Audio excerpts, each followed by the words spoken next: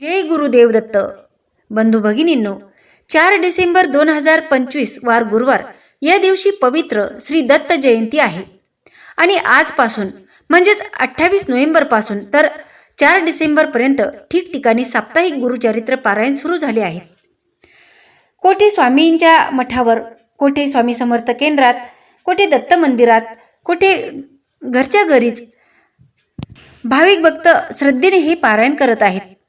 अनेक श्रद्धावान भाविक भक्त या पारायणात एकाग्रतेनं बसलेले आहेत.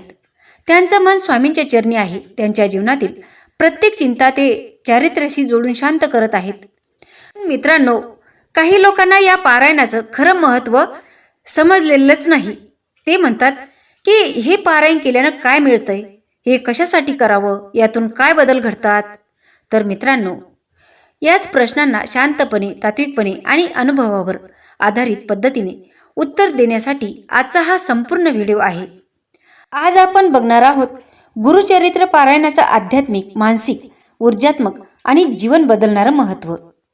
आणि ज्यांचा या गोष्टीवर विश्वासच नाही त्यांना या व्हिडिओद्वारे पटवून देण्याचा एक छोटासा पण मनापासून केलेला प्रयत्न आपण करणार आहोत.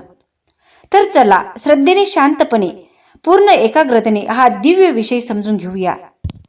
मित्रांनो, आजच्या या व्हिडिओमध्ये आपण हा प्रश्न राग न करता, वाद न करता, शांतपणे, तात्विकरित्या आणि अनुभवावर आधारित पद्धतीने समजून घेणार आहोत.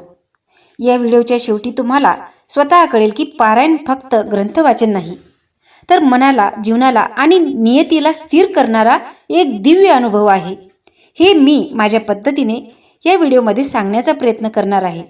तर हा व्हिडिओ शेवटपर्यंत नक्की बघा आणि माझे विचार तुम्हाला कसे वाटले आणि माझं कुठं चुकलंय हे कमेंटमध्ये नक्की सांगा. बांधवानो, पारायण म्हणजे नेमकं काय? तर पारायण म्हणजे पुस्तक वाचणे नाही. पारायण म्हणजे मनाला एका भक्तीच्या, एका सात्विक ऊर्जेच्या केंद्रात आणून बसवणे.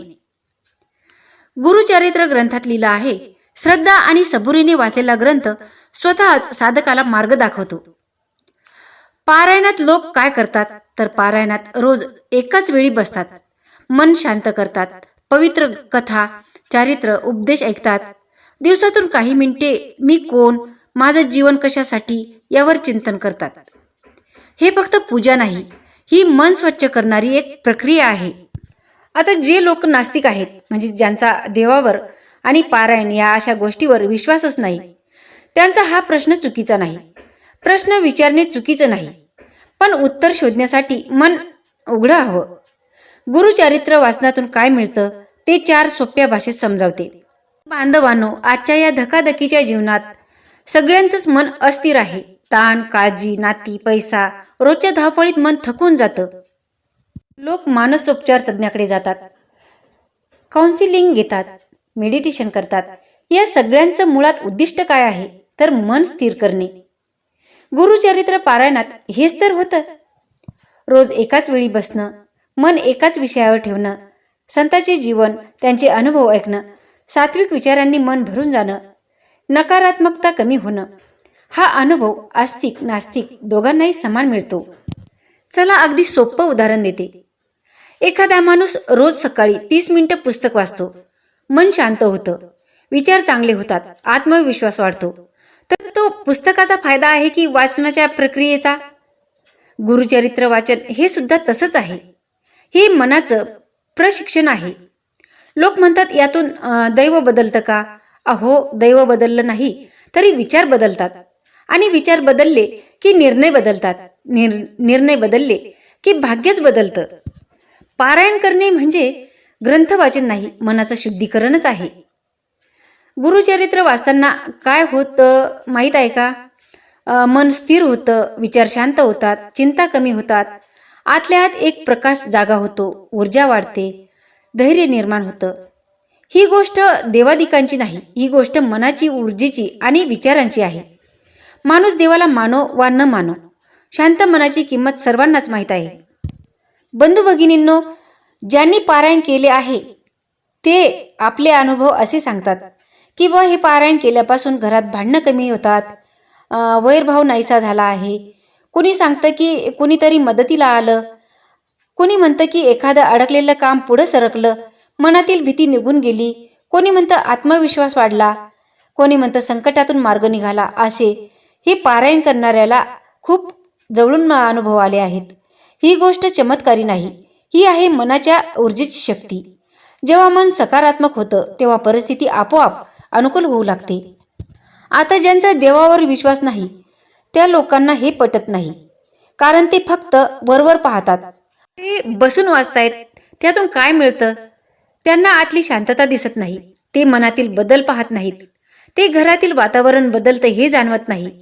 ज्याने अनुभव घेतलेला नाही त्याला पारायण ही वेळ पाया घालण्यासारखी वाटते, आणि हा नेहमीचा नियम आहे. अनुभव नसणाऱ्यांना अध्यात्म समजत नाही. अनुभव असणाऱ्यांना माणसाला वाद घालण्याची गरज नसते. हे नास्तिक लोक आहेत. ते म्हणतात की गुरुचरित्र कशासाठी वाचायचं? तर बंधूंनो, गुरूंच्या जीवनातून आपल्याला प्रेरणा मिळते. यातून आपल्याला करुणा, संयम, प्रामाणिकपणा शिकायला मिळतो. यातून आपल्याला योग्य निर्णय घेण्याची बुद्धी येते.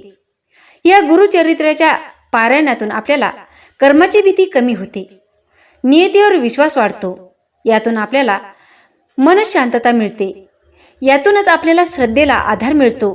हे बंधूंनो, हे सगळं मिळणं म्हणजे आयुष्यात मोठी कमाई आहे की नाही?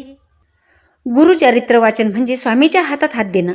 पारायण म्हणजे स्वामींचं नाव घेणेच नव्हे, तर पारायण म्हणजे त्यांच्या विचारांचं, त्यांच्या सामर्थ्याचं, त्यांच्या करुणेचं आपल्या मनात रोपण करणे. या भक्ती मार्गावर अनेक लोकांचा उद्धार झाला आहे.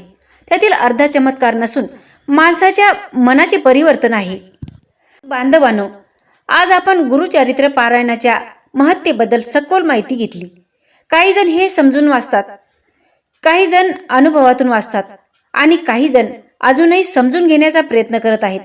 हा व्हिडिओ त्यांच्यासाठीच आहे, कारण श्रद्धा म्हणजे आंधळेपणा नाही. श्रद्धा म्हणजे मनाचा आधार, आणि पारायण म्हणजे त्या आधाराला प्रत्यक्ष अनुभवांचा मार्ग. दत्त जयंतीचा हा पवित्र काळ तुमच्या घरात, मनात आणि जीवनात शांती, स्थैर्य आणि आशीर्वाद घेऊन येऊ. जय गुरुदेव दत्त. श्री स्वामी समर्थ.